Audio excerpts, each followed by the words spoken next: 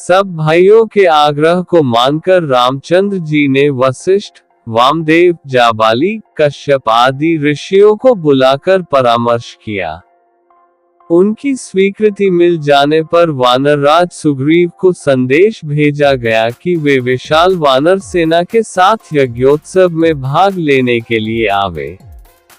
फिर विभीषण सहित अन्य राज महाराजाओं को भी इसी प्रकार के संदेश और निमंत्रण भेजे गए। संसार भर के ऋषि महर्षियों को भी सपरिवार आमंत्रित किया गया। कुशल कलाकारों द्वारा नैमिषारण्य में गोमती तट पर विशाल एवं कलापूर्ण यज्ञ मंडप बनाने की व्यवस्था की गई।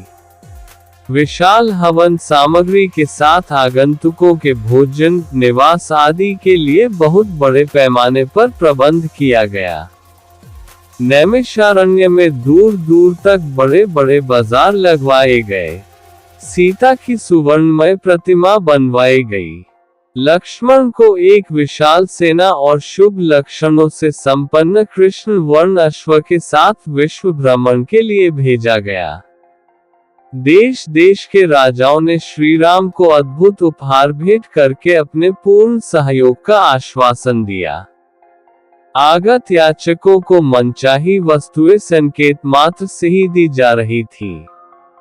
उस यज्ञ को देखकर ऋषि मुनियों का कहना था कि ऐसा यज्ञ पहले कभी नहीं हुआ।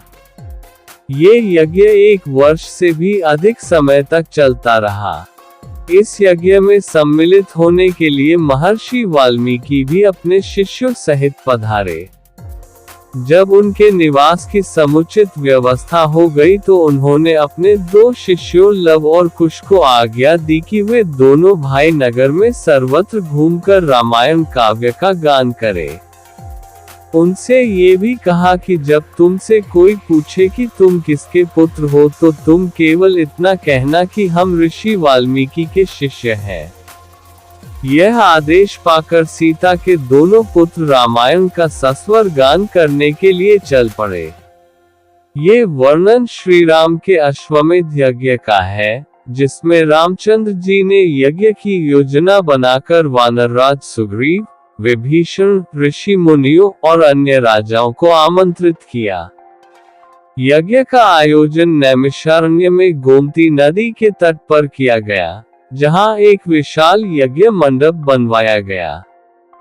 सीता की एक स्वर्णमयी प्रतिमा भी बनाई गई, क्योंकि वह उस समय अयोध्या में नहीं थी। लक्ष्मण को एक विशाल सेना के साथ अश्वमेध यज्ञ के अश्व की रक्षा के लिए भेजा गया। इस आयोजन में आए याचकों को उदारता से दान दिए जा रहे थे और यज्ञ ने 1 वर्ष से भी अधिक समय तक चलने वाले अनुष्ठान के रूप में प्रसिद्धि पाई। इस यज्ञ में महर्षि वाल्मीकि भी अपने शिष्यों लव और कुश के साथ सम्मिलित हुए। उन्होंने लव कुश को रामायण का गान करने की आज्ञा दी, जिससे रामायण की कथा जन जन तक पहुंच सके। सब भाइयों के आग्रह को मानकर रामचंद्र जी ने वशिष्ठ, वामदेव, जाबाली, कश्यप आदि ऋषियों को बुलाकर परामर्श किया। उनकी स्वीकृति मिल जाने पर वानरराज सुग्रीव को संदेश भेजा गया कि वे विशाल वानर सेना के साथ यज्ञोत्सव में भाग लेने के लिए आवे।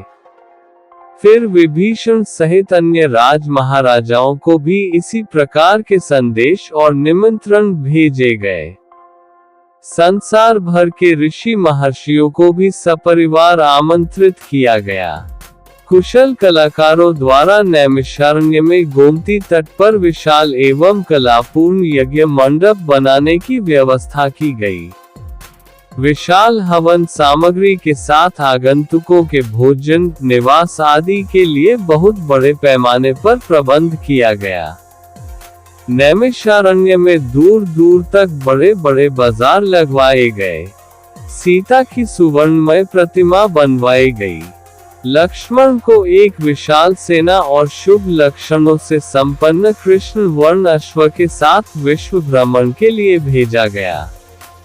देश देश के राजाओं ने श्री राम को अद्भुत उपहार भेंट करके अपने पूर्ण सहयोग का आश्वासन दिया। आगत याचकों को मनचाही वस्तुएं संकेत मात्र से ही दी जा रही थी। उस यज्ञ को देखकर ऋषि मुनियों का कहना था कि ऐसा यज्ञ पहले कभी नहीं हुआ। ये यज्ञ 1 वर्ष से भी अधिक समय तक चलता रहा। इस यज्ञ में सम्मिलित होने के लिए महर्षि वाल्मीकि भी अपने शिष्यों सहित पधारे। जब उनके निवास की समुचित व्यवस्था हो गई तो उन्होंने अपने 2 शिष्यों लव और कुश को आज्ञा दी कि वे दोनों भाई नगर में सर्वत्र घूमकर रामायण काव्य का गान करें। उनसे ये भी कहा कि जब तुमसे कोई पूछे कि तुम किसके पुत्र हो तो तुम केवल इतना कहना कि हम ऋषि वाल्मीकि के शिष्य हैं। यह आदेश पाकर सीता के दोनों पुत्र रामायण का सस्वर गान करने के लिए चल पड़े।